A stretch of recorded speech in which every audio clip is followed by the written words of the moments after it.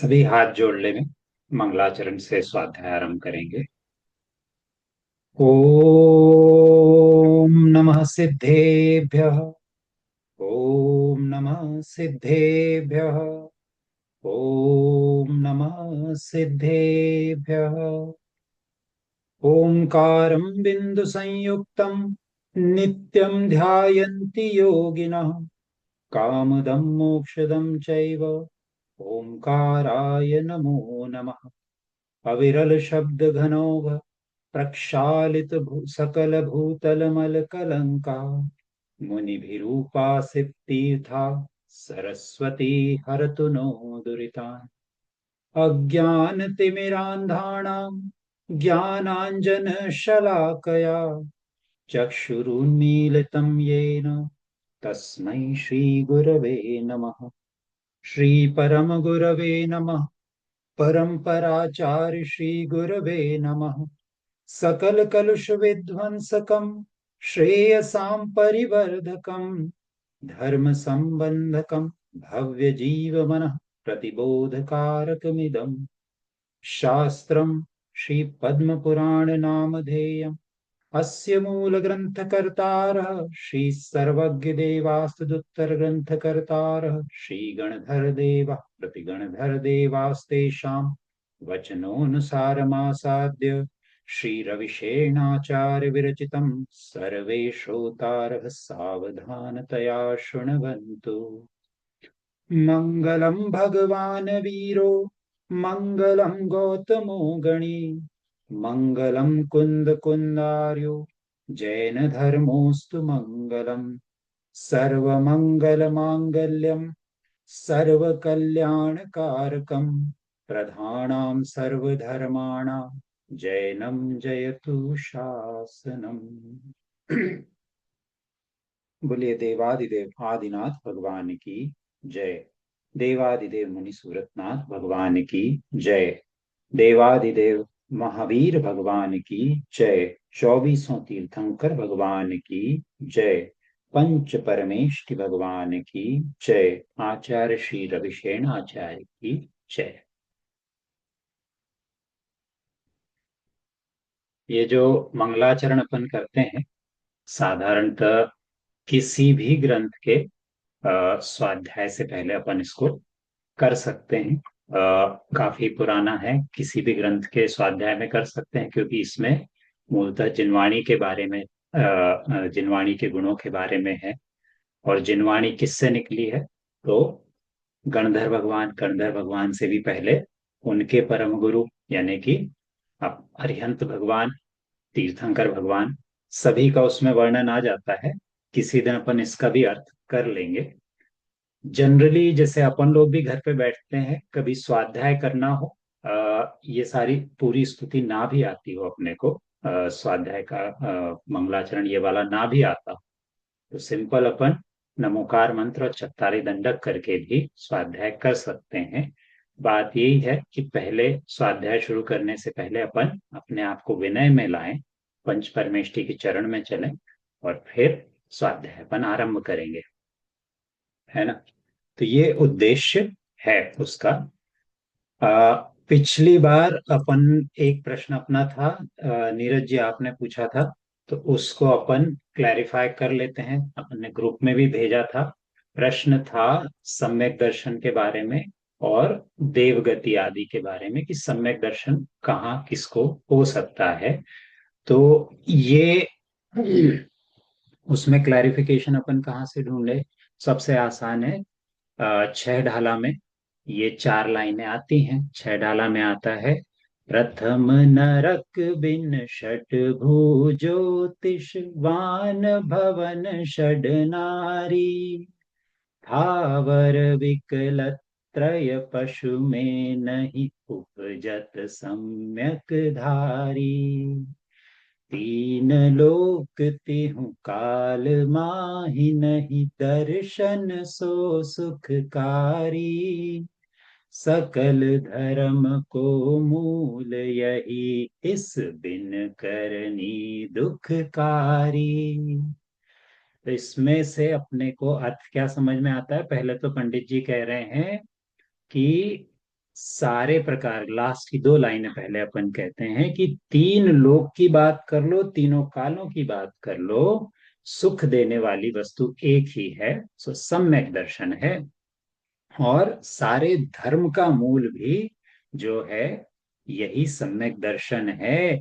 इसके बिना सारी करनी दुखकारी है। यानी कि एक तरह से सारे प्रकार के सुखों की जड़ जो है, जैसे कोई पेड़ है तो उसको बड़ा होने के लिए क्या लगता है, उसमें उस सबसे पहले तो जड़ लगती है ना, उसके रूट्स चाहिए तभी तो पेड़ बड़ा होगा। तो ऐसे कहते हैं कि यदि हमको, जीव को यदि आगे बढ़ना है, धर्म बढ़ाना है, सुख बढ़ाना है, तो सबसे पहले सम्यक दर्शन लगेगा।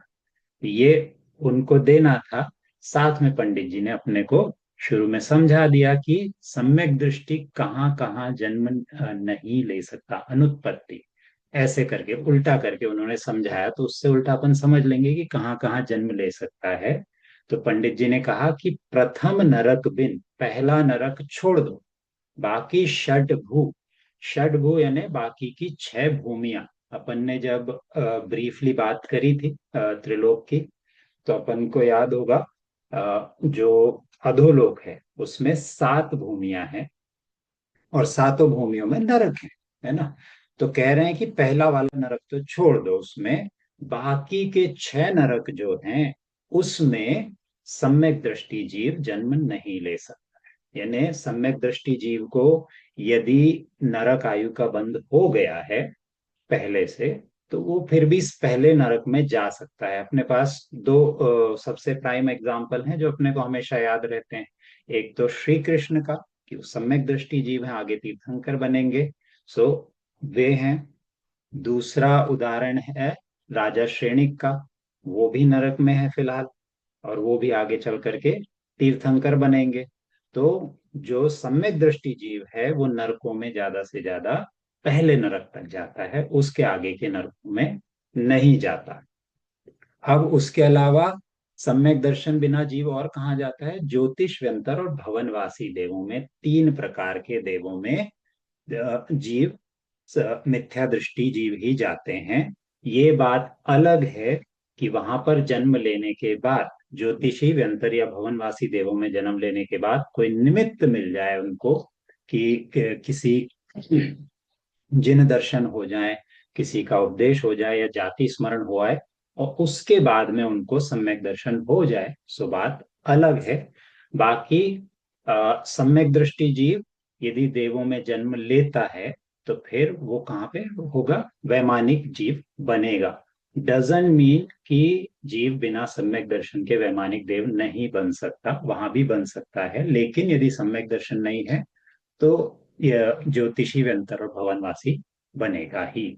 इसके अलावा जो है सम्यक दर्शन जिसको हो गया है, वो जीव नपुंसक नहीं बन सकता, वो जीव स्त्री पर्याय में जन्म नहीं लेगा, स्थावर पर्याय में, यानी कि जो हलन चलन नहीं करते हैं पेड़ पौधे आदि, दो इंद्रिय से लेके चार इंद्रिय जीवों में, और पशु पर्याय में, यानी कि तिर्यंचों में जन्म धारण नहीं करेगा। ये किसकी बात है, कि भैया जब सम्यक दर्शन हो गया है ना, लेकिन मान लो नहीं है, तो फिर तो अपन कहीं भी जा सकते हैं, जाते ही हैं सारी गतियों में। अब उसको भी अपन एक बार समझ लेते हैं कि अपन कहाँ कहाँ से कहाँ कहाँ तक का चक्कर लगा सकते हैं, है ना, कि एक गति से दूसरी गति में अपन कौन सी जा सकते हैं।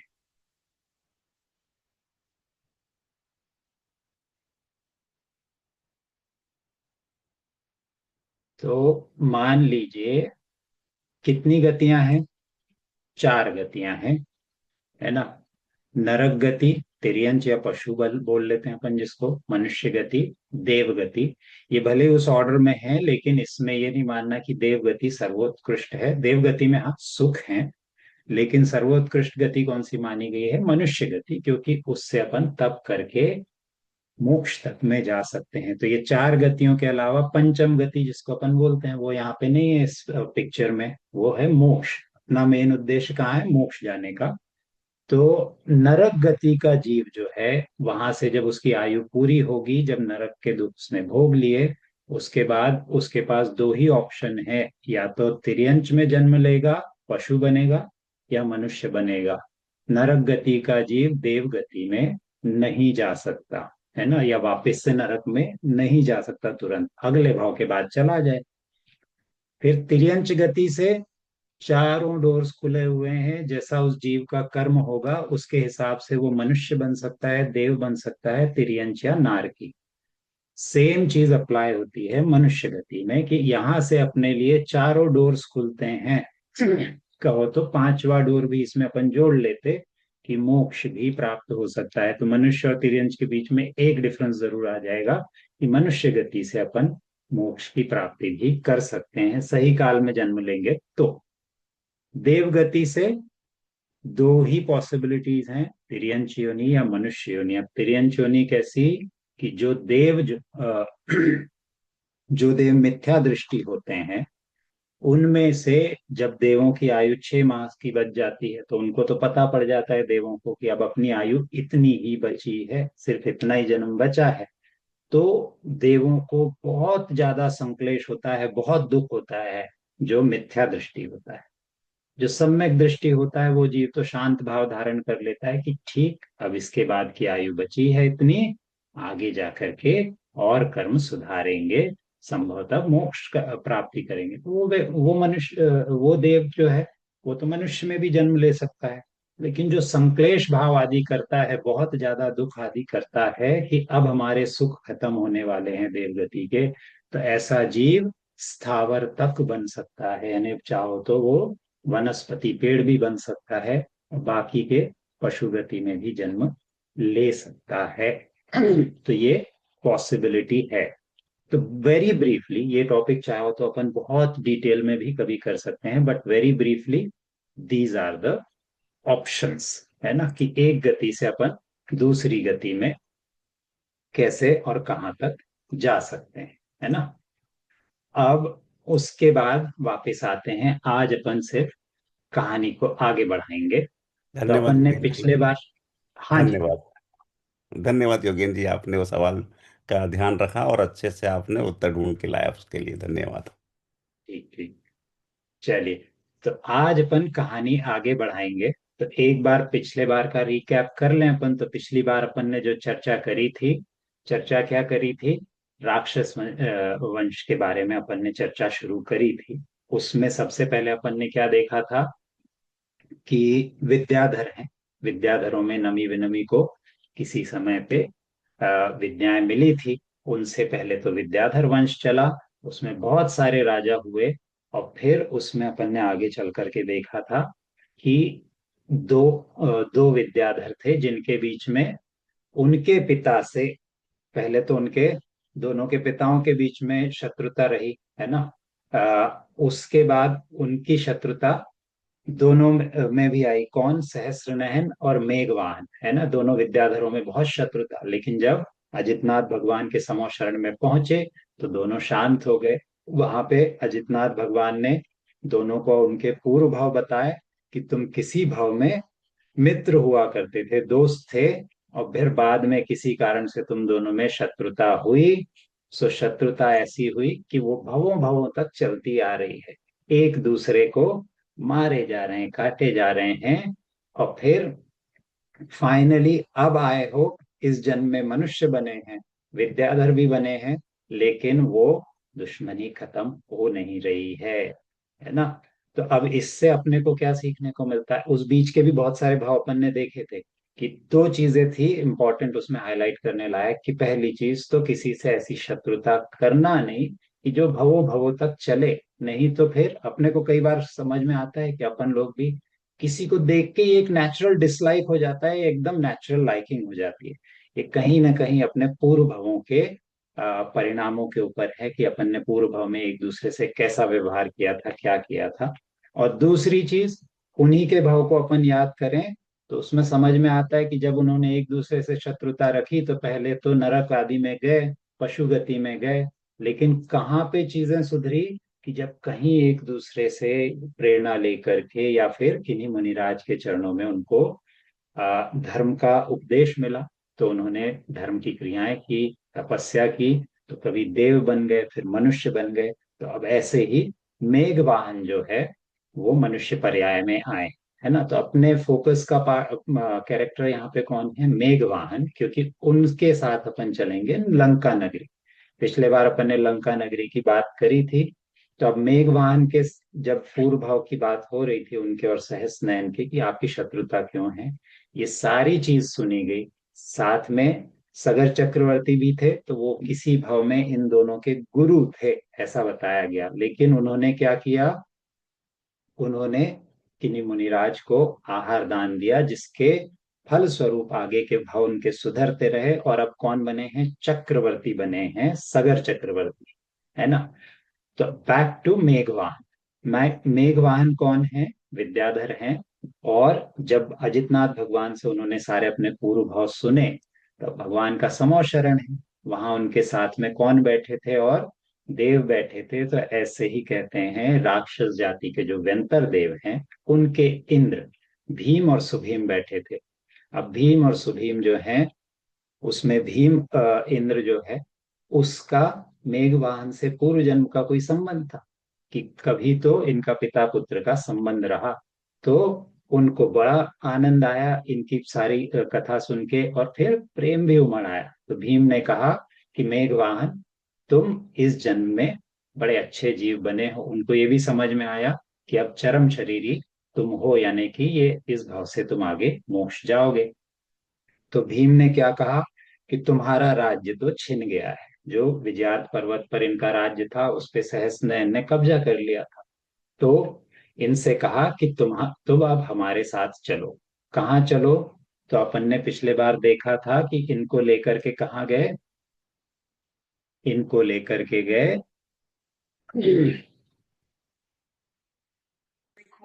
राक्षस द्वीप में, है ना। राक्षस द्वीप कहाँ है?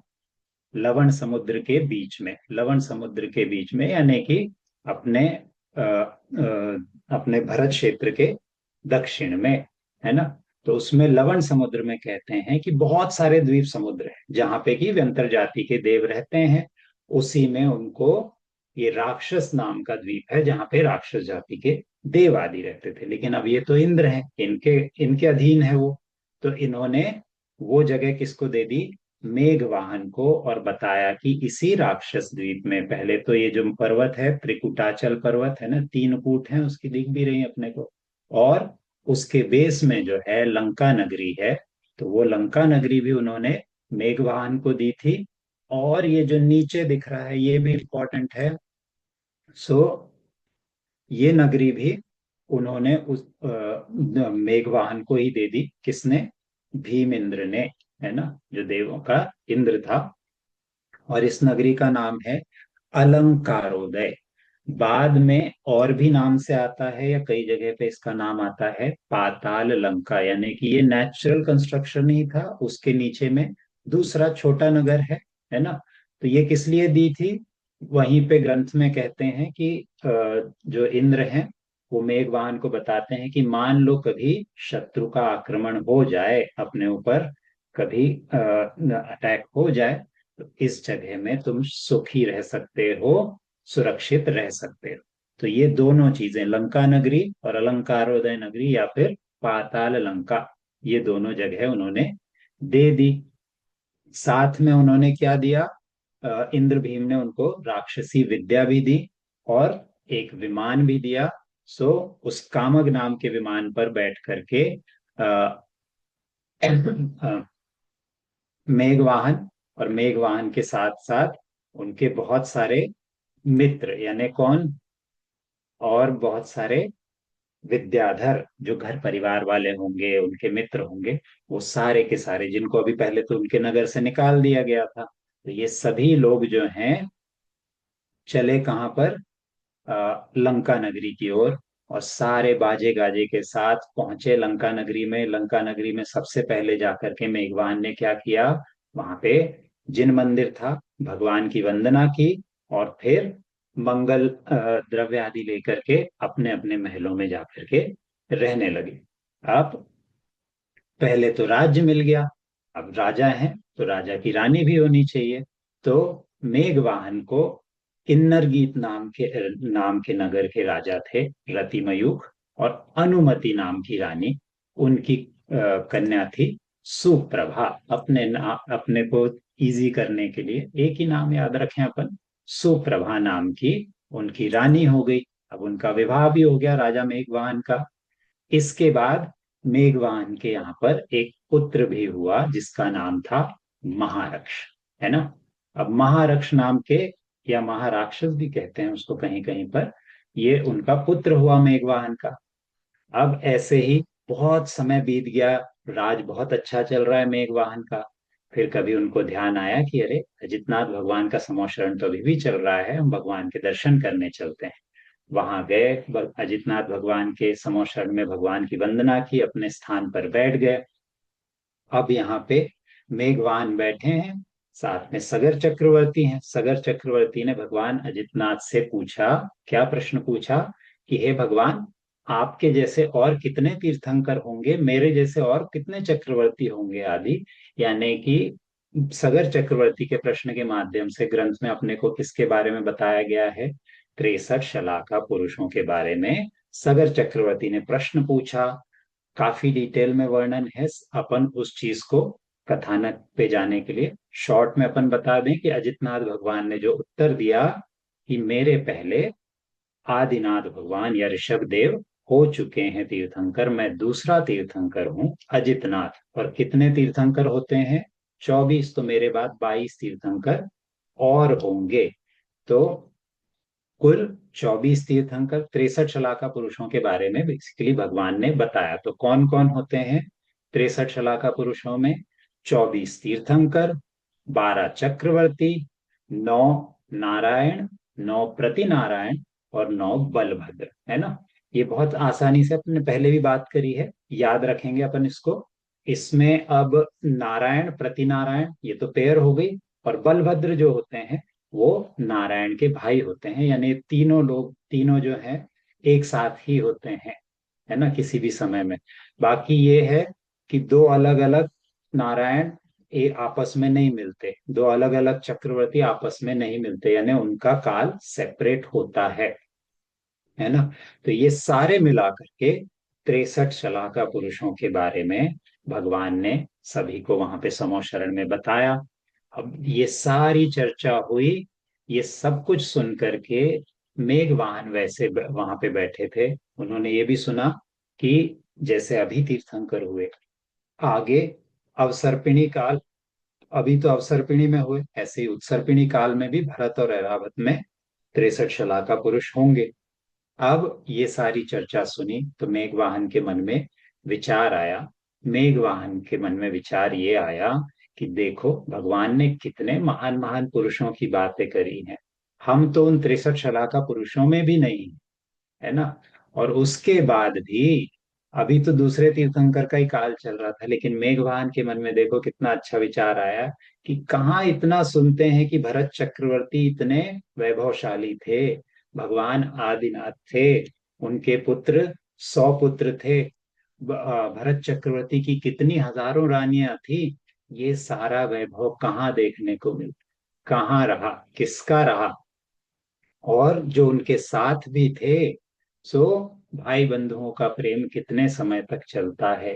ये सारे विचार उनके मन में आए। बेसिकली उन्होंने सोचा कि संसार कितना अस्थिर है, और हम किसके पीछे लगे रहते हैं, हम केवल पंचेंद्रिय विषयों के पीछे लगे रहते हैं। अब ये सारी बातें विचार करके मेघवान के मन में वैराग्य आ गया, और उन्होंने अजितनाथ भगवान के सामने दीक्षा धारण कर ली। मेघवाहन, जिनको इतना बड़ा लंका का राज मिला था, उन्होंने दीक्षा धारण कर ली। और साथ में कहते हैं कि 110 और विद्याधर थे जिन्होंने भी उनके साथ दीक्षा धारण की।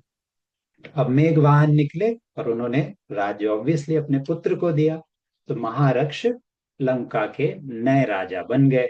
अब कहते हैं महारक्ष जो है वो भी परम प्रतापी, उनकी आज्ञा में सारे विद्याधर चलते थे लंका में। उनकी भी रानी थी, विमलाभा नाम की रानी थी, और इनके 3 पुत्र हुए, अमर रक्ष, उदधिरक्ष और भानुरक्ष, है ना। बहुत से नाम आएंगे, जो इम्पोर्टेंट है वो अपन एम्फेसाइज करते चलेंगे, है ना। तो इनके 3 पुत्र हुए। अब फिर एक कथानक विशेष आता है, इसको अभी के लिए अपन साइड में रखें, है ना। लंका नगरी से निकल करके वापस अपन आते हैं अयोध्या की तरफ। अब वहां पर है सगर चक्रवर्ती। अब सगर चक्रवर्ती की यहाँ पे एक बड़ी इंटरेस्टिंग स्टोरी आती है। अब वो चक्रवर्ती तो थे, चक्रवर्ती की एक स्पेशलिटी क्या होती है, उनके 96,000 रानियां होती है। 96,000 रानियां होती हैं चक्रवर्ती की। इतना वैभव आज अपने से एक नहीं संभलती, उनके लायक अपने पास संपत्ति आदि नहीं होती। चक्रवर्ती का वैभव इतना होता है। वो कभी और विषयपन करेंगे कि केवल संपत्ति आदि की बात नहीं, उनका शरीर भी वैक्रिय होता है। तो वो उस प्रकार से सारा वैभव रख सकते हैं। सो सगर चक्रवर्ती की 96,000 रानियां और उनसे उनके 60,000, 60,000 पुत्र थे, बेटे थे। और अब 60,000 तो बेटे हैं, उनके भी बच्चे होंगे, तो प्रपौत्र आदि और अनेक थे, यानी इतना बड़ा घर परिवार सिर्फ सगर चक्रवर्ती का। अब कहते हैं कि वो सगर चक्रवर्ती के 60,000 पुत्र, वो भी किसी समय पर तीर्थ वंदना के लिए निकले और पहुंचे कैलाश पर्वत। कैलाश पर्वत में उन्होंने सिद्ध भगवान की प्रतिमाएं हैं, वहां पे बड़े विनय से उनकी उन्होंने वंदना की। और वंदना करके उनके मन में विचार आया कि अरे यहाँ पर ये मंदिर आदि है, इसकी हम रक्षा के लिए कोई व्यवस्था कर देते हैं। कभी कभी किसी कारणवश मन में विचार आता है, तो उनके मन में आया विचार, तो उन्होंने क्या किया कि सोचा इसके आसपास हम एक बड़ी खाई बना देते हैं, है ना। तो इसकी रक्षा हो जाएगी कि कोई गलत जीव वगैरह नहीं आ जाए। तो उनके पास था दंड रत्न, चक्रवर्ती के पास दंड रत्न होता है। कभी आपको यदि बड़े कंस्ट्रक्शन आदि करने हो, खुदाई आदि करनी हो, तो उसके लिए। तो ऐसे ही उस दंड रत्न से वो पुत्र जो हैं चारों ओर खाई खोदने लगे कैलाश पर्वत के। अब खोदते खोदते उनको ध्यान नहीं रहा, तो उनने पृथ्वी इतनी गहरी खोद डाली कि अन्य जीव भी उससे प्रभावित होने लगे कि भाई सिक्योरिटी के लिए बनाना है, एक पर्टिकुलर डेप्थ तक बना लो, ठीक है। कहते हैं इतनी अधिक खोद डाली कि नागेंद्र ने देखा कि अरे भाई तुम तो दूसरे जीवों के क्षेत्र में पहुंचते जा रहे हो। तो नागेंद्र जो है बहुत क्रोधित हुए, है ना। नागेंद्र नाग कुमार देवों के इंद्र, है ना। तो वो बहुत क्रोधित हुए और उनकी क्रोध की ज्वाला इतनी भड़की कि उन्होंने इन सभी पुत्रों को जला। 60,000 पुत्र, किसके, चक्रवर्ती के। और एक देव के क्रोध में सारे के सारे जल गए, भस्मीभूत हो गए। संसार की असारता का ये अपने को, और संसार के एक तरह से क्षण भंगुरता का अपने को बता रहा है कि अभी तो घूम रहे थे कि चक्रवर्ती के पुत्र दंड रत्न लेके घूम रहे थे। खैर, अस्तु, वो सारे पुत्र जल गए। इनके बीच में 2 पुत्र थे जिनका शायद कोई कर्म रहा हो, कोई पुण्य कर्म रहा हो। सो भीम और भगीरथ नाम के 2 पुत्र थे जो बच गए। उन 60,000 भाइयों में से ये 2 जने बच गए। भगीरथ नाम अपने को थोड़ा फेमिलियर लगता है, तो उनके बारे में अभी चर्चा करते हैं अपन। अब सगर चक्रवर्ती के पुत्रों की अचानक से इस तरह से मृत्यु हो गई। अब ये दोनों ही भाई बचे, भीम और भगीरथ। तो ये दोनों दुखी होकर के वापस आए नगरी में। पहले तो इनको मंत्री आदि मिले, सारे बुजुर्ग मिले शहर के, है ना। तो जो वृद्ध लोग वगैरह हैं, उन्होंने विचार किया कि भैया ये समाचार लेके आए हो, सीधे चक्रवर्ती के पास मत चले जाना कि कहीं पे अपने सारे पुत्र मर गए ये सोच करके पिता प्राण ही ना छोड़ दें। अपन भी सोचो कि मतलब यदि कभी एक पुत्र ही हो तो अपना कितना मोह होता है। उनके 60,000 पुत्र, 2 छोड़ करके सारे मर गए। तो जो लोग थे वहां सयाने, उनको लगा कि सीधे सीधे बता दोगे तो कहीं पे उनको ऐसा धक्का ना लगे कि प्राण ही छोड़ दें। तो इसलिए उन्होंने क्या किया कि चलो हमारे साथ चलो, सीधे सीधे जानकारी नहीं बताते हैं। अब सारे मंत्री हैं, विद्वान जन जो हैं, वो सारे उन दोनों पुत्रों को लेकर के राजमहल गए। वहां पर जाकर के सब लोग चक्रवर्ती को नमस्कार करके अपने अपने जगह पर बैठ गए। और फिर उन्होंने क्या किया कि सीधे ना बताएं, उन्होंने घुमा करके बताना शुरू किया। कि कैसे बताना शुरू किया कि उन्होंने संसार की अनित्यता की बात करी, कि जो चीजें रहती हैं वही सारी बातें, कि भरत चक्रवर्ती हो गए, उनका 6 खंड का राज था। अब भरत चक्रवर्ती कहाँ है? उनका अर्क कीर्ति नाम का पुत्र था जिसके नाम से सूर्यवंश चलता है। सूर्यवंश तो चल रहा है लेकिन अर्क कीर्ति कहाँ है? ऐसे बहुत सारी चीजें उन्होंने बात करी कि सारे चीजों को छोड़ दो, तीर्थंकर हैं वो भी नहीं दिखते हैं जो पहले थे। सो ऐसे सारी बातें वो मंत्री बताने की कोशिश कर रहे थे कि सीधे बात पे ना आया जाए, है ना। और सीधे सीधे कहा कि जीवन में मनुष्य के और चीजें तो टल सकती है, मृत्यु नहीं टल सकती। लेकिन चक्रवर्ती भी कोई ऐसे ही चक्रवर्ती तो थे नहीं, वो खुद अपने आप में बहुत सयाने थे। तो सगर चक्रवर्ती को इशारे में बात समझ में आ गई। उनने देखा भी सामने कि पहले तो 60,000 पुत्र आते थे, इतनी बड़ी सभा वगैरह थी लगी रहती थी, आज दो ही दिख रहे हैं, बाकी कोई नहीं दिख रहा। तो उन्होंने खुद ही मन में विचार कर लिया कि लगता है बाकी सारे पुत्र क्षय को प्राप्त हो गए हैं, यानी कि मर गए हैं। सो तुरंत तो उनको दुख हुआ, शोक में डूब गए सगर चक्रवर्ती। लेकिन उन्होंने अपने आप को संभाला, अपने आप को संभाला। और फिर वो राज्य उन्होंने समझ लिया कि ये राज्य भी इसी तरह से किसी दिन चला जाएगा। सो उन्होंने भीमरथ नाम के पुत्र के साथ, एक तो भगीरथ थे दूसरे भीमरथ थे, तो भीमरथ के साथ सगर चक्रवर्ती अजितनाथ भगवान की शरण में आए। और उन दोनों ने वहां पर दीक्षा ले ली भगवान के पास में आकर। और सगर चक्रवर्ती ने केवल ज्ञान प्राप्त किया और सिद्ध पद में पहुंच गए, यानी कि सगर चक्रवर्ती को मोक्ष हुआ। उनको अपन नमन करते हैं। अब इसके बाद सगर चक्रवर्ती के पुत्र भगीरथ राज करने लगे। अब उसके बाद भगीरथ के साथ में क्या हुआ कि उनको किसी दिन एक श्रुत सागर नाम के मुनिराज मिले।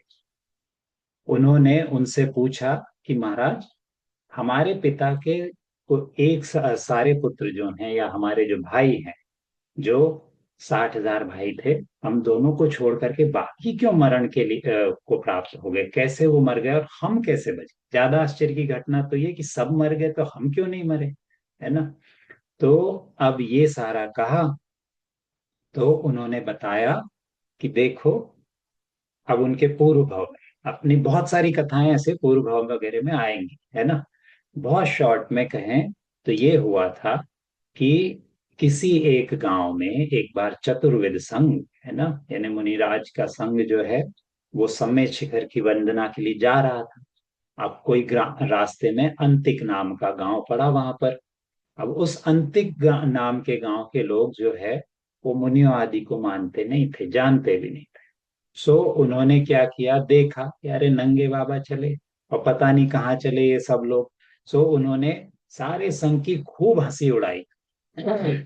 लेकिन उस गांव में एक व्यक्ति था, एक कुंभकार था, यानी कि कुम्हार था। उसने गांव के सब लोगों को मना किया कि अरे ये तो भव्य जीव जान पड़ते हैं, बड़े शांत जीव जान पड़ते हैं, इनका ऐसा उपहास करना ठीक नहीं है। उसने रोका। अब ये हो गई घटना, ये घटना पहुंची राजा के कानों पे। राजा को एक बार कभी की बात याद आई कि इस गांव से एक आदमी ने चोरी करी थी। तो अब राजा ने जब ये घटना दो, एक और एक दो बनाए उन्होंने, कि पहले तो एक गांव से किसी ने चोरी करी थी और दूसरा अब देखो मुनि संघ का मजाक उड़ा रहे हैं। तो राजा ने दोनों चीजों को मिला करके ये सोच लिया कि ये गांव वाले ही सारे अपराधी हैं। इसलिए उन्होंने क्या किया, उनको बड़ा क्रोध आया, उन्होंने सारा का सारा गांव जला दिया, यानी कि वो सारे जीव जो थे वहां पर जल करके मर गए, उस गांव के रहने वाले। सिर्फ बचे कौन? वो कुम्हार, क्योंकि वो उस दिन किसी और स्थान पे चले गए। चले गए थे। अब कुम्हार का जीव जो है, बहुत सारे भवों में घूम घूम करके अंत में देव पद प्राप्त किया उसने। और वहां से आगे होकर के भगीरथ राजा बना। और वो सारे जो गांव वाले थे जिन्होंने किसी समय मुनि निंदा की थी, वो सारे भी बहुत सारे भवों में, पहले तो बीच में तिर्यंच आदि बने, अब जाकर के चक्रवर्ती के ये पुत्र बने थे। और ये सारे पुत्र अब भी उन्होंने क्या है, वो कर्म बचा हुआ था मुनि संग की निंदा का, तो उसके फलस्वरूप वो तो मर गए। और ये कुम्हार का जीव जो कि भगीरथ बना था, उसके पुण्य कर्म थे, सो वो बच गया। सो मुनि संग की इसलिए निंदा कभी नहीं करना चाहिए, क्योंकि फिर मनुष्य भव भव में मृत्यु को प्राप्त होता है, ऐसा ग्रंथकार कहते हैं। सो ऐसे ही कौन मरे, वो सारे जीव गांव के जो कि मुनि संग की निंदा कर रहे थे, और जो एक व्यक्ति था जिसने सबको समझदारी का पाठ दिया था, वो बच गया। अब ये सारा सुना तो भगीरथ भी जो है उसको अपना भाव याद आया। उसने भी क्या किया, दीक्षा ले ली कि इसी में सार है ना। और राज्य ऑफ कोर्स किसको, अपने पुत्र को दिया, महारक्ष या महाराक्षस नाम का जो पुत्र था। अब उनका लंका में राज चला, महारक्ष का राज चला। तो उसके आगे कहते हैं कि किसी दिन वो भी अपनी पत्नियों के साथ में वन में क्रीड़ा करने गया। खूब आमोद प्रमोद चल रहा है। अब ये जो है महारक्ष, इनके जीवन में भी घटना हुई। क्या घटना हुई कि जब पूरे दिन जंगल में बढ़िया खेल लिए, है ना, तालाब आदि में स्नान कर लिया, तो शाम को इन्होंने देखा कि इधर सूर्यास्त हो रहा है, और कमल का फूल जो खिला हुआ था अब वो बंद हो रहा है। और जब वो बंद हो रहा था तो उसके बीच में भौरा बैठा हुआ था, और भौरा उसके बीच में बंद होकर के मर गया। ये बहुत कॉमन सीन है, अपन भी देखेंगे लोटस फ्लावर्स, कमल के फूल, तो भंवरे वगैरह बैठे रहते हैं उसमें पूरी देर तक उसका पराग चूसते हुए। और यदि जब कमल बंद होता है तो उसके अंदर बंद होकर के भंवरे मर जाते हैं। ये घटना जब उन्होंने देखी महारक्ष ने, तो उनके मन में भी वैराग्य आया कि जैसा ये भौरा मर गया है, किसके चक्कर में, ये अपने गंध के चक्कर में उसकी सुगंध ले रहा था, उसी तरह से मैं भी पंचेंद्रिय के विषय को भोगते भोगते किसी समय मर जाऊंगा। लेकिन फिर उन्होंने सोचा कि भौरा है, भौरे के पास तो बुद्धि नहीं है, इसका ऐसा करना ठीक लगता है, हमारा ऐसा करना ठीक कहाँ लगता है। तो उस समय उन्होंने भी क्या किया, उन श्रुत सागर महाराज के पास गए। श्रुत सागर महाराज के पास सारा संग था। सो उन्होंने भी भक्ति भाव से उनसे धर्म का स्वरूप पूछा। मुनिराज ने उनका धर्म का स्वरूप बताया। और धर्म का स्वरूप किस प्रकार बताया, बहुत शॉर्ट में कहें तो पांच पाप या कि पंच महाव्रत दोनों रूप उन्होंने बताया। क्या, कि जीवों को अहिंसा का पालन करना चाहिए। और जैसा ग्रंथ में वर्णन है, बड़ा सुंदर वर्णन है, तो उसमें कहते हैं कि जीव का या धर्म का मेन जो है, मुख्य स्वरूप है, वो अहिंसा ही है। बाकी सारे जो हैं कि सत्य बोलना, ब्रह्मचर्य आदि का पालन करना, अपरिग्रह करना, अचौर्य रखना आदि, ये सब अहिंसा के ही प्रकार हैं, है ना। अपन ये देखेंगे, बड़ा इंटरेस्टिंग रहेगा कि कहीं पे धर्म एक तरह से डिफाइन किया जाता है, कहीं पे धर्म दूसरी तरह से। कोई कंफ्लिक्ट नहीं है, सभी चीजें एक तरफ जाती हैं। अपने को जौन सी भाषा में समझ में आ जाए उसके लिए अलग अलग तरीके से समझाया जाता है। अभी के लिए यहाँ पर जो है किस तरह से कहा है कि धर्म का स्वरूप है अहिंसा, तो श्रुत सागर महाराज ने अहिंसा के रूप में ही समझाया। और कैसे कि अब सत्य आदि का अपन सोचें तो कहते हैं कि किसी भी जीव को आप असत्य बोलोगे तो उसका किसी न किसी तरह से क्षति होगी, उसको दुख पहुंचेगा। दुख क्या है, अंततः हिंसा है। सो ये हो गया। या किसी के यहाँ चोरी कर लोगे तो उस जीव का किसी न किसी प्रकार से घात होगा, उसको दुख पहुंचेगा। सो वो भी हिंसा का ही प्रकार है। तो इस तरह से इस जगह पे, बाकी कहीं पे जाएंगे तो और तरीके से डिस्क्राइब करते हैं। यहाँ पर क्या कहा है कि धर्म का स्वरूप है अहिंसा, ये अपने को समझाया गया है। और उसके बाद फिर यहाँ पे और कहते हैं कि मनुष्य जीवन का जो है उसकी दुर्लभता के बारे में बताया कि इतने सारे जीव, अपन सारी कथाएं पढ़ ही रहे हैं, तो उसमें कि कितने प्रकार के भव अपन लेते हैं, कभी चूहा बने, कभी पेड़ बने, कभी नरकों में चले गए, ये सब के बीच में मनुष्य भाव कभी कभी मिलता है। तो ये सारा उन्होंने कहा शुद्ध सागर मुनिराज से, और ये सब कुछ महारक्ष ने बड़े ध्यान से सुना।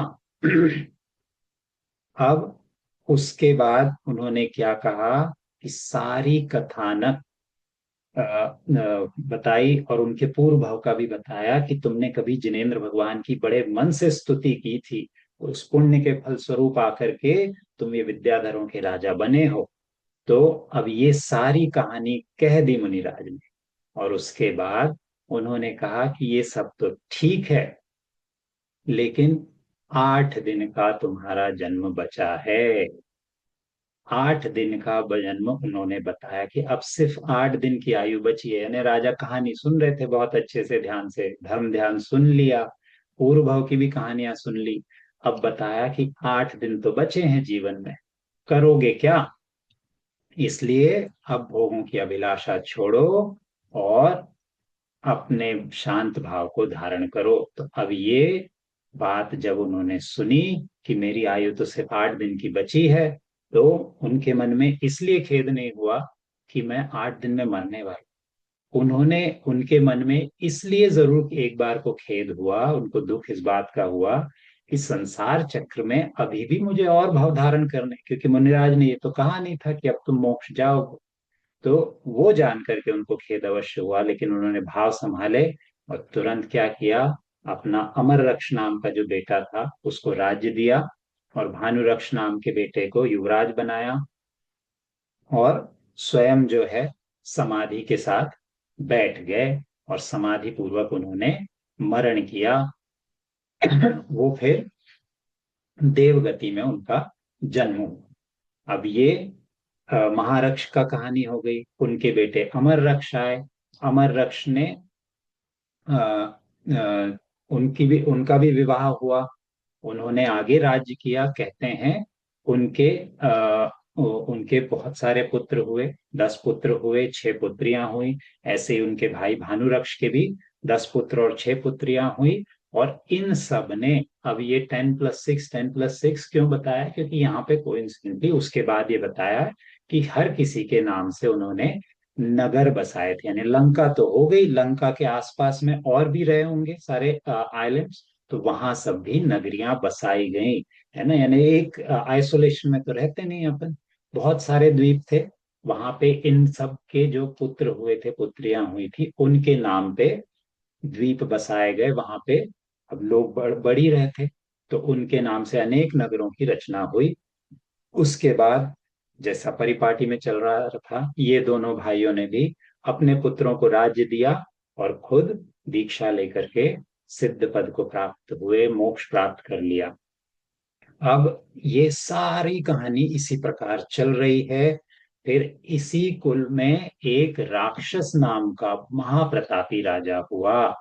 वो राक्षस नाम का राजा जो है, वो इतना पावरफुल था, उसका प्रभाव इतना था कि कहते हैं इस वंश का नाम ही राक्षस वंश कहलाने लगा, कि राक्षस के वंश में कोई हुआ था, राक्षस के वंश में कोई आगे हुआ, तो राक्षस वंश का नाम इस राक्षस नाम के राजा के कारण है है ना। और वैसे भी उनको राक्षस द्वीप भी मिला था।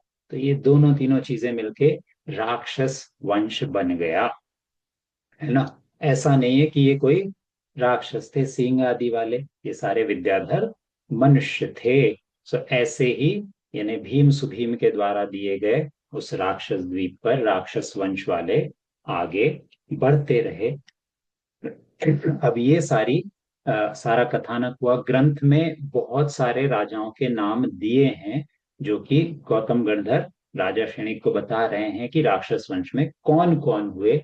अपन उससे आगे चलेंगे, रुचि हो तो अपन पढ़ सकते हैं कभी, सब लोग अपना अपना स्वाध्याय कर लेंगे। अब उसमें आगे की कथानक कहते हैं, अब यहाँ इंपॉर्टेंट है। तो आज अपन स्टार्ट करेंगे कि वानर वंश की उत्पत्ति कैसे हुई। तो यहाँ पे से ब्रेक, फिर नई कथानक। तो क्या हुआ कि इसी लंका में फिर आगे चल करके धनप्रभ नाम का राजा, उसकी पपा नाम की पत्नी थी, और इनका पुत्र हुआ कीर्ति धवल। कीर्ति धवल नाम के राजा हुए लंका के। अब कीर्ति धवल इंपॉर्टेंट बन जाते हैं कैसे, ये एक नाम याद रखें अपन। कीर्ति धवल नए राजा बन गए हैं लंका के, है ना। बहुत सारे, मतलब इसमें ये मानो कि अपन बीच में हजारों लाखों वर्ष बीतते जा रहे हैं, तो कीर्ति धवल नाम के राजा हैं लंका के, इनको याद रखें। और फिर अपन जूम बैक, सीन अपना जाता है कहाँ पर, विजयार्थ पर्वत पर। अब विजयार्थ पर्वत पर अपन ने कहा था कि नॉर्थ और साउथ साइड में नगर हैं बहुत सारे। तो विजयार्थ पर्वत की दक्षिण श्रेणी में मेघपुर नाम का नगर है ना। वहां पर भी राजा अतीन्द्र राज करते थे, उनकी श्रीमती नाम की पत्नी थी, है ना। तो अब राजा अतीन्द्र और श्रीमती के एक पुत्र हुआ जिसका नाम था श्रीकंठ, और उनकी एक पुत्री महामनोहर देवी। यानी बेटा और बेटी, ये भाई बहन है श्रीकंठ और महामनोहर देवी।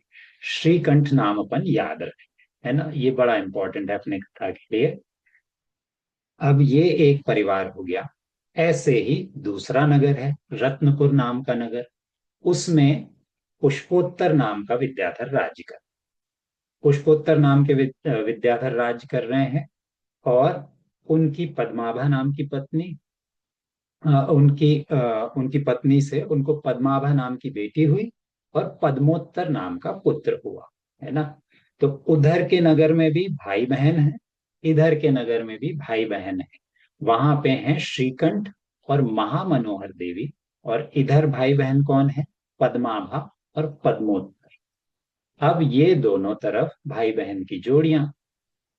अब क्या हुआ कि राजा पुष्पोत्तर ने देखा कि पद्मोत्तर अब बड़े हो गए हमारे बेटे, तो उन्होंने राजा अतीन्द्र के पास गए और आप कहा कि आपकी बेटी तो बहुत सुंदर है, सर्वगुण संपन्न है, तो हमारे बेटे के लिए दे दो, आप राजा हम राजा, अपने बेटा बेटी की शादी हो जाए। इस तरह से उन्होंने बहुत बार याचना करी थी। राजा का तो मन था राजा अतीन्द्र का, लेकिन श्रीकंठ अड़े हुए थे कि हमें नहीं देंगे। श्रीकंठ को था कि हमारी बहन हम इनको नहीं देंगे, क्यों, क्योंकि उनकी मित्रता थी लंका के राजा जिनके बारे में अपन ने कहा कीर्ति धवल से, और उन्होंने सोचा था कीर्ति धवल बहुत अच्छे हैं। अब होता है कभी कभी अपने भले ही दो बहुत अच्छे लोग जिनको अपन ज्यादा अच्छे से जानते हैं, उनके लिए अपने मन में आता है कि हाँ भाई इनसे क्यों नहीं संबंध जोड़ा जाए। तो ऐसे उन्होंने क्या कहा श्रीकंठ ने कि हम पद्मोत्तर से नहीं करेंगे शादी अपनी बहन की, लंका के राजा कीर्ति धवल से करेंगे, और ऐसा ही हुआ भी। लंका के राजा कीर्ति धवल से श्रीकंठ की बहन महामनोहरा देवी की शादी हो गई, विवाह हो गया उनका। अब ये बात जब इधर पुष्पोत्तर राजा ने सुनी, उनको बड़ा क्रोध आया कि भैया हम इतने बार आके आपके पास अनुनय विनय कर रहे हैं, और आपने जाकर के कहीं और विवाह कर दिया, आपने हमको बताया भी नहीं। और उनके मन में और विचार आया कि हम इतने बड़े राजा हैं, ना तो हमारे वंश में कोई दोष, ना हम गरीब हैं, ना हमारा बेटा कुरूप है, ना कोई और दोष है उसमें, और फिर भी श्रीकंठ ने उसके लिए अपनी बहन नहीं दी।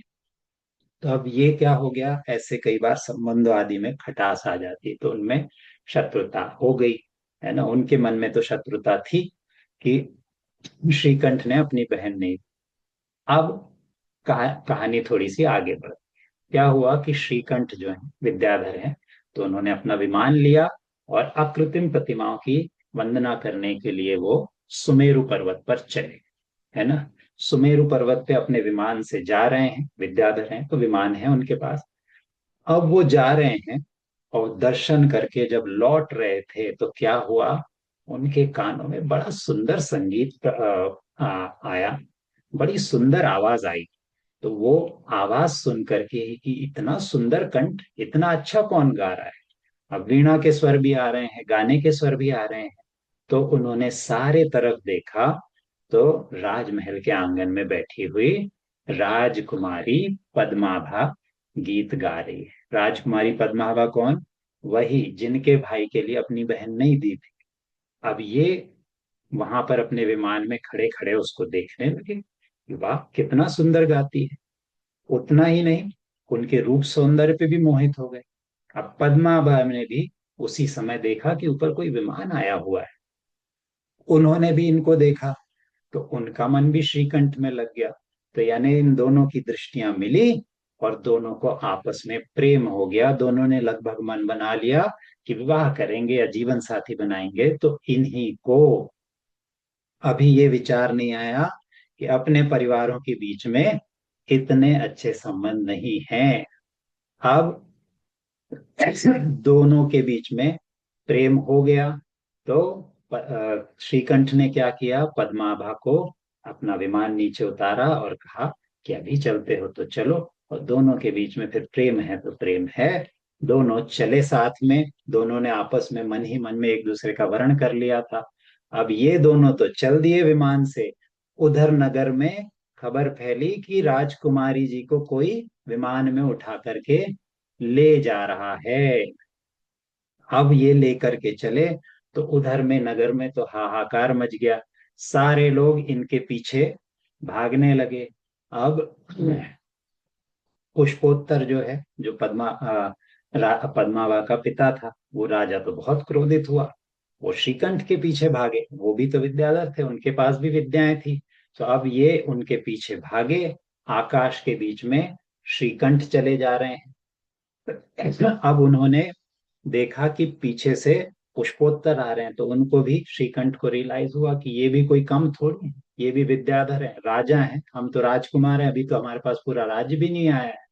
तो ये भागते भागते किस दिशा में निकले, विजयार्थ की बजाय सीधे दक्षिण की तरफ निकले। और कहाँ जाएंगे, जहाँ पे अपने मित्र हैं, लंका की तरफ पहुंच गए। तो लंका नगरी की तरफ पहुंचे, और वहां पे थे इनके बहनोई कीर्ति धवल, जिनको अपनी बहन इन्होंने दे दी थी। यानी सोचो, एक जगह तो अपनी बहन दी नहीं, और दूसरे की बहन से विवाह करके उसको उठा करके ले आए, उसका हरण करके ले आए। अब अस्तु, हो गया ये सब कुछ। कीर्ति धवल की शरण में पहुंचे, और कीर्ति धवल को तो बहुत स्नेह था श्रीकंठ से कि हमारे पत्नी के भाई हो, साले हो हमारे। तो अब दोनों में बड़ा प्रेम। तो उन्होंने बड़े खुशी से इनका स्वागत किया, और सारा समाचार भी समझ लिया कि अब इस हमारी पत्नी होने वाली जो है, उनका हम हरण कर लाए हैं, और पीछे पुष्पोत्तर हमारा पीछा करते हुए आ रहे हैं। अब ये सारा सुना, तो कीर्ति धवल ने कहा, कोई चिंता की बात नहीं, हम हैं। अब वो भी बड़े राजा, लंका के राजा, वो बड़े विद्याधर, उनके पास ज्यादा शक्ति थी। अब उन्होंने देखा, कीर्ति धवल ने, कि आ करके पुष्पोत्तर के राजा के जितने विद्याधर थे, उन्होंने लंका नगरी को घेर लिया है ना। सारी प्रकार की सेना लेकर के वो आए थे। अब कीर्ति धवल से श्रीकंठ ने कहा कि भैया, हम आपके ऊपर ये समस्या ले आए हैं, तो आप कहो तो आप मेरी पत्नी की इस पद्मावा की रक्षा करो। मैं जाकर के शत्रु से लड़ाई करके आता हूँ। आ गया तो ठीक, नहीं आया तो ठीक। लेकिन कीर्ति धवल ने कहा, नहीं, शरण में आए हो, तुम्हारी रक्षा तो हम करेंगे। और सिर्फ शरणागत नहीं हो, तुम हमारी पत्नी के भाई हो। सो तुम तो यहाँ बैठो, मैं जाकर के वहां बात करता हूँ। यदि बातों से मान जाए तो ठीक, नहीं माने तो फिर उनको हराने की क्षमता तो हम में है। कीर्ति धवल बहुत प्रभावशाली थे। अब ये हुआ, ये भी सारी सेना लेकर के चले गए। तो यहाँ पर भी डिप्लोमेसी देखिए आप कैसे, कि पहले तो उनको शक्ति दिखाओ, सारी सेना लेकर के गए, और फिर कहा कि चलो हम दूत भेजते हैं। जैसा कि हमेशा होता है, पहले दूत भेजा जाता है ना, एम्बेसडर्स भेजे गए। उन्होंने जाकर के पुष्पोत्तर से कहा कि राजा कीर्ति धवल ने क्या कहलवाया है। तो पहले जाकर के उन्होंने प्रशंसा करी कि आप उच्च कुल में निर्मित उत्पन्न हैं, आपका मन बहुत अच्छा है, सारे संसार में आप प्रसिद्ध है, शास्त्रों आदि के ज्ञाता हैं, आपको कौन सी मर्यादा का भान नहीं है। और ऐसे ही श्रीकंठ का परिवार भी देखिए, उनका परिवार भी बड़ा उत्तम है, धनवान है, विनय से युक्त है, सुंदर है, सब कलाओं से युक्त है।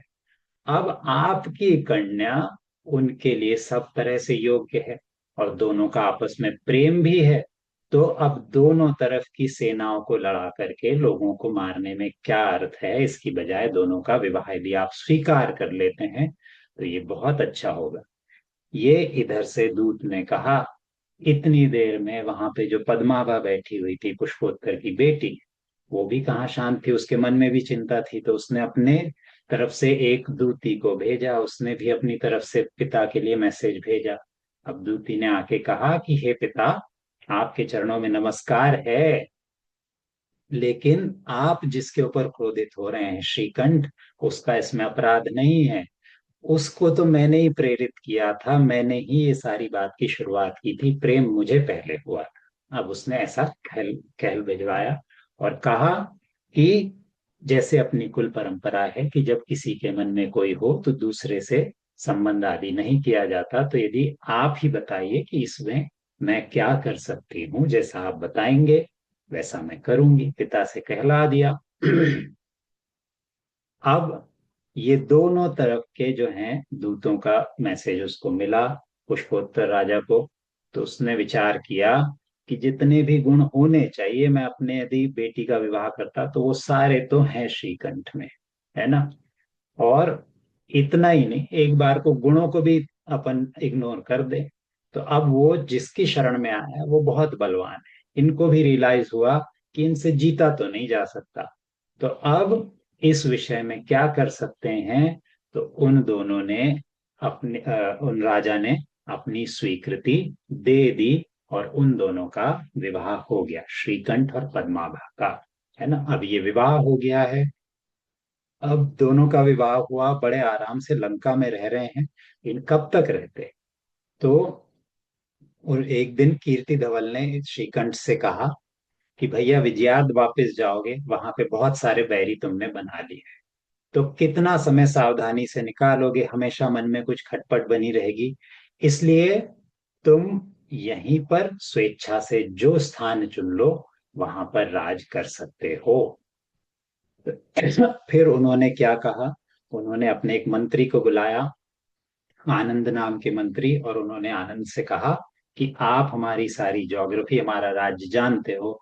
जनरली राजा के पास क्या होता है कि पॉलिसी वगैरह बनाना और बाकी चीजें दूसरे मंत्री संभालते हैं। तो ऐसे ही ये आनंद नाम के मंत्री, उनसे उन्होंने कहा कि आप सारा हमारा राज्य जानते हो, तो आप बताओ कि श्रीकंठ के लिए कौन सी जगह उत्तम रहेगी, या हमारे राज्य का कौन सा क्षेत्र है जो बढ़िया है। अब मंत्री मंत्री ठहरे, पहले तो ये है कि भैया राजा को पहले प्रसन्न करो। तो उन्होंने कहा कि महाराज, आपके राज्य में ऐसी कोई जगह ही नहीं है जो अच्छी ना हो, है ना। और फिर उन्होंने सारे प्रकार के जो हैं, जितने भी उनके अंडर द्वीप थे, जितने आइलैंड्स थे, सबका उन्होंने चर्चा करी। और फिर बात आकर के इस तरह से उन्होंने कही कि इनमें से जो द्वीप श्रीकंठ को पसंद हो वो ये चुन लें। अब ये सारी चर्चा हो गई, तो कहा गया कि यहाँ पे एक वानर नाम का द्वीप है, उस वानर द्वीप में जाना सही लगता है ना। अब वो वानर द्वीप का बड़ा सुंदर वर्णन है कि उसमें सारे तरह के रत्न मणि आदि थे, सारे सुंदर सुंदर वन थे, पेड़ पौधे आदि थे। तो ये सारा जो है वर्णन हो गया, और डिसाइड हो गया कि श्रीकंठ जो है वानर नाम के द्वीप पर जाकर के रहेंगे। अब ये चूंकि शब्द वानर आ गया है, अब अपने को इशारा मिल जाना चाहिए कि यही इसी द्वीप से वानर वंश की उत्पत्ति होगी। तो जैसा वहां पर त्रिकुटाचल पर्वत है राक्षस द्वीप पर, वैसे ही यहाँ पर किशकु नाम का पर्वत है, और वहां पर एक नगरी भी है। वो सारे की चर्चा अपन अगले बार करेंगे। यानी अब अपन कहाँ आ गए हैं, वानर वंश के, यानी कि श्रीकंठ के वंश में आगे जितने राजा होंगे उनमें से वानर वंश की उत्पत्ति होगी। अब बड़ी इंटरेस्टिंग कहानी आती, जैसे आज की कहानी अपन ने करी, तो आगे अपन चर्चा करेंगे और मूल कथानक की तरफ। यानी अब अपने को भूमिका किसके लिए मिल गई है कि रावण का जन्म कहाँ होने वाला है, लंका, सो तो अपने को पता है, वो स्थान भी अपने को पता हो गया। और वानर, वानर वंशियों का जो वानर द्वीप है वहां पर और अपने महापुरुषों के जन्म होने वाले हैं, तो वो भी अपने को मिल गया है। यानी कथानक अब अपना मुख्य किरदारों की तरफ, मुख्य कैरेक्टर्स की तरफ बढ़ रहा है। आज के लिए अपन यहीं पर विराम लेंगे। बोलो जिनवाणी माता की जय। चलिए, कोई प्रश्न हो जनरल या फिर कथानक से संबंधित तो वो कर लेंगे अपन, और फिर आज के लिए विराम लेंगे। योगेन जी, हमेशा की तरह से मैं आपसे दो प्रश्न आज की चर्चा से संबंधित रखूंगा। जी। और आज उत्तर ना हो पाए तो कोई बात नहीं, आगे की चर्चा ठीक में है। आ जाएगा तो कोई, वो भी ठीक है अपने लिए। ठीक ठीक। तो पहला तो ये कि अपन जब सम्यक दृष्टि जीव की बात कर रहे थे तो अपन ने दो उदाहरण हम्म। लिए वहां पे, कृष्ण और राजा श्रेणिक, कि वो नरक हम्म। में है और आगे वो तीर्थंकर बनेंगे। इसी ठीक ठीक। इसी श्रृंखला में अपने पास एक और उदाहरण आता है जो कि मैंने सुना है, तो वो मेरे को कंफर्म नहीं है पर सुना है, क्योंकि जब भी दशहरा आता है तो वो बात होती है कि रावण भी आगे जाके तीर्थंकर बनेंगे। बिल्कुल तो बिल्कुल। ये वो भी तो तीसरा उदाहरण हो सकता है शायद, अगर वो नरक में हो तो अभी। हाँ, बिल्कुल बिल्कुल। हाँ, तो अब इन उदाहरण भी तीनों, स्पष्ट रूप से। हाँ, इन तीनों चरित्र के बारे में अगर आप ये इंफॉर्मेशन लेके आए कि वो कब और कहाँ के तीर्थंकर बनेंगे, या हो हम्म। आपके पास, और समय की तो खैर अभी अपने पास ऑलमोस्ट हो गया है तो कोई बात नहीं, ये तीनों ठीक ठीक। चरित्र के बारे में थोड़ा सा, और हो सकता है कि रावण के बारे में तो आप इस पूरे स्वाध्याय में आएगा ही डिटेल में, तो शायद वहां पर ये बिल्कुल। आंसर मिल जाए। पर ये ब्रीफली ठीक। अपन को तीन चरित्र का, कब तीर्थंकर बनेंगे और कहाँ पे बनेंगे, ये कि विदेह बिल्कुल। क्षेत्र के या भरत क्षेत्र के या कहीं और ऐरावत क्षेत्र में भी है तीर्थंकर। और हम्म। दूसरी मेरी जिज्ञासा ये है कि अभी जो अपना अवसर्पणी काल चल रहा है उसमें हुंडा और सर्पणी दोष लगा हुआ है। ठीक। उसकी वजह से जो अपन ने शलाका पुरुषों की बात करी कि 63 शलाका पुरुष होते हैं, तो हम्म। वो 63 तो पुरुषों के, मतलब वो उनकी पोजीशंस हैं कि 63 हैं, पर अपने को पता है बिल्कुल कि हुंडा और पोस्ट। सर्पणी की वजह से कई हम्म। व्यक्तित्व ने दो पोजीशंस ली हुई हैं। बिल्कुल तो वो इन्फॉर्मेशन भी अगर आप लाएं कि भाई कितने व्यक्ति हैं जो कि इन 63 पोजीशंस पर हैं, बिल्कुल। तो ये इन्फॉर्मेशन भी होगी तो अच्छा रहेगा। ये ठीक दो ठीक जिज्ञासा ठीक। है मेरी आज के लिए, बाकी तो अपन आगे कर लेंगे चर्चा जब भी आपको इन्फॉर्मेशन मिले नहीं, आपके बिल्कुल पास तो। करेंगे। हाँ, ठीक है। तो इसमें दोनों का अपन अभी ब्रीफली कर लेते हैं, और अगली जी बार अपन और अच्छे से, ताकि विजुअली जैसा अपन हमेशा करते हैं, जब भी कभी पढ़ने में आ जाए वगैरह तो वो चीज छप जाती है, तो अपन वो हाँ, भी करेंगे। तो जी इसमें जो है बहुत ब्रीफली राजा श्रेणिक और श्री कृष्ण जो है अगली चौबीसी में भरत क्षेत्र की ही चौबीसी में होंगे, है ना। जी रावण भी तीर्थंकर होंगे, लेकिन जम्बू द्वीप के भरत क्षेत्र में नहीं, है ना। जी वो कहीं और होंगे, उसकी अपन चर्चा करेंगे, है जी ना। ऐसे ही 63 शलाका पुरुषों में अपने पास सबसे बेस्ट एग्जाम्पल, अपन शांतिनाथ भगवान की जब भी पूजा करते हैं तो सब कुछ आ जाता है उनका, है ना। कि हम्म क्या क्या थे, तीर्थंकर तो थे ही, चक्रवर्ती भी थे। अब 63 शलाका पुरुषों में कामदेव नहीं आते हैं, लेकिन वो कामदेव भी थे, हम्म है ना।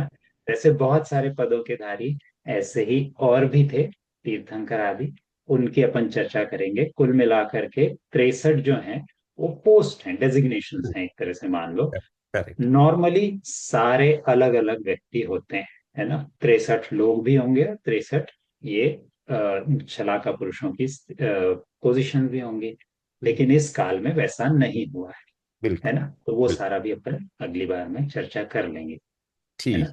ठीक है योगेन जी, बहुत बहुत धन्यवाद। पूजा भैया, जी। छोटा सा सवाल मेरा भी है, बहुत सिंपल। जब जी। भी पॉसिबल हो, आज के पर्सपेक्टिव में सम्यक दर्शन, सम्यक ज्ञान, सम्यक चरित्र, like ज्ञान और चरित्र तो फिर भी समझ आता है। सम्यक हम्म। दर्शन हम आज के पर्सपेक्टिव में किसे कहते हैं, वो भी अगर हो सके तो कवर कर देना। ठीक ठीक। अपने पास बार बार ये मौका आएगा, क्योंकि कोई भी ग्रंथ हो, उनका सबसे मेन उद्देश्य तो यही है कि अपने को सम्यक दर्शन की ओर ले जाना, है ना। अपन अभी चूंकि प्रथमानुयोग कर रहे हैं तो वेरी ब्रीफली अगेन अपन कभी और डिटेल में करेंगे, वेरी ब्रीफली, कि श्रद्धान सही होना, कि देव शास्त्र गुरु का सही स्वरूप क्या है ना। सप्त तत्व कौन से हैं, उनका जैसा स्वरूप है वैसा विश्वास करना, है ना। ये सम्यक दर्शन है। क्योंकि अपन ये सोचो कि कई बार अपने पास ज्ञान बहुत होता है, लेकिन फिर मन में क्या है, शंका आती है, अरे ऐसा कैसे हो सकता है, ऐसा ही होगा क्या, है ना। या फिर हम कर रहे हैं कहीं पे, हमारा श्रद्धान गलत तो नहीं है, फिर हमारा कुछ और सही मार्ग हो तो वहां पर जाकर हम माथा क्यों ना टेक लें। ऐसे बहुत सारे विचार आते हैं, इसलिए सबसे पहला होता है श्रद्धान होना। उसके बाद ज्ञान तो जो है, ज्ञान दो तरह से है, एक तो द्रव्य और भाव ज्ञान, है ना। द्रव्य ज्ञान तो बहुत आराम से मिल जाता है, पोथियां पढ़ लो अपन, खूब आराम से समझ में आ जाएगा। लेकिन जब तक भाव रूप में नहीं आता, अपने आत्मा में ज्ञान नहीं आता, कुछ नहीं हो सकता। शिव भूति महाराज का उदाहरण अपने को मिलता ही है कि उनको नमोकार मंत्र तक याद नहीं होता था, लेकिन श्रद्धान इतना प्रगाढ़ था कि कहते हैं बिना नमोकार मंत्र याद हुए भी तुष्माश भिन्नम करते करते ही उनको केवल ज्ञान भी हो गया, सिद्ध भी हो गया, यानी अब उनके पास तो अनंत ज्ञान है ना, अनंत दर्शन है, अनंत वीर है। तो श्रद्धान उसके लिए पहली सीढ़ी है, उसके बिना अपन सही डायरेक्शन में नहीं जा सकते। ये बहुत ब्रीफ में अपन बात कर रहे हैं, और अपने लिए क्या है डेफिनेशन उसकी, देव शास्त्र गुरु, सच्चे देव शास्त्र गुरु में श्रद्धान और सत्य तत्व आदि का जैसा स्वरूप है वैसा विश्वास करना, ये सम्यक दर्शन है। अपन डिटेल में और कर लेंगे कभी, है ना। ठीक थैंक संगीता यू। जी। हाँ, थैंक यू सो मच। चलिए, पूजा जी। जय जिनेन्द्र, योगी जय जी। जीवन जी। मेरा हाँ, उसमें एक प्रश्न था कि जो, अगर मैंने मिस नहीं किया तो भागीरथ जी तो कुंभकार थे इसलिए बच गए थे वो। भीमरथ जो दूसरे थे भाई, भीमरथ जी, वो क्यों बचे थे? उनका मिस हो गया था शायद मेरे से। आएगा आएगा, उसको अपन टाइमली रखें, ठीक है, ठीक है, ठीक है। है ना। Okay, thank you, thank you जी। चलिए, और कोई प्रश्न? चलिए फिर आज के लिए अपन यहीं विराम लेते हैं। अगले बार में अपन ये माने कि वानर वंश वगैरह में आगे बढ़ते हुए अब अपन बढ़ रहे हैं मूल जितने कैरेक्टर्स हैं अपन उसकी तरफ। तो उसके लिए अपन सब रहें, जो भी मित्र आदि हैं जिनको इंटरेस्ट हो, अपन उनको भी अब सिग्नल कर दें कि अब अपन नोन टेरिटरी की तरफ बढ़ रहे हैं। कुछ कथानक और रोचक होता ही चला जाएगा, है ना। चलिए, सब हाथ जोड़ लें, जिनवाणी स्तुति कर लेंगे।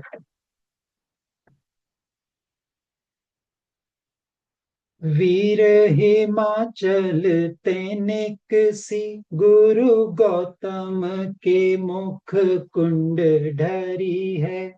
मोह महाचल भेद चली, जग की जड़ता तप दूर करी है। ज्ञान पयो निधि माही रली, बहु भंग तरंगनी सो उछरी है।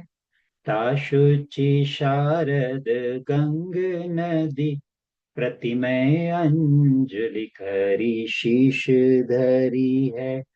या जग मंदिर में अनिवार, अज्ञान अंधेर छयो अति भारी। श्री जिन की धुनि दीप शिखा सम, जो नहीं होत प्रकाशन हारी। तो किस भांति पदारथ पाती, कहाँ लहते रहते अविचारी। या विधि संत कहें धनी है जिन बैन बड़े उपकारी। जावाणी के ज्ञान ते सूझे लोकालो, सो वाणी मस्तक नमो सदा देत हूँ दो। हे जिन वाणी भारती तो ही जपो दिन रैन, जो तेरी शरणा गए सो पावे सुख चैन। बोलो जिनवाणी माता की जय। जी। सभी लोग का सर कर लें।